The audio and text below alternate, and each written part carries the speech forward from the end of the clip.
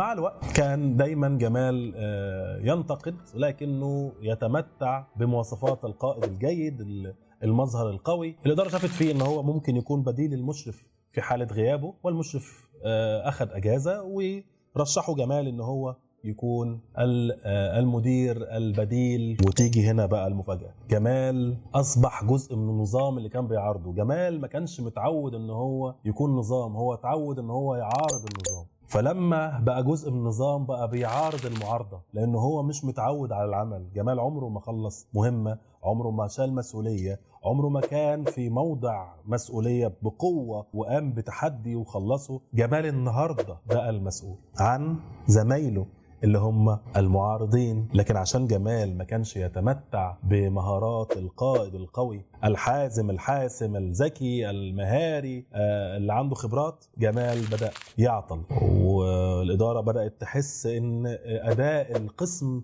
في غياب المشرف الأساسي ومع المشرف البديل اللي هو جمال أداؤه بقى أقل. يعمل ايه جمال؟ معارض المعارضة. جمال عارض زمايله وبدأ يقول ان المشكلة مش فيه، المشكلة في التيم اللي تحته، ان هم مش متعاونين، ان هم محتاجين تدريب. ان هو برضو جمال لجأ للانتقاد، لكن المرة دي انتقد زمايله اللي هم المعارضين، اللي هو الانفورمال جروب بتاعته. وهنا حصلت فجوة كبيرة جدا بين جمال وبين الناس اللي هو بيرأسهم، وبين جمال وبين الشركة اللي هي النظام. وهو شايف ان هو مش غلطان ومش بيغلط، والمشكلة يا في الإدارة يا في زمايله.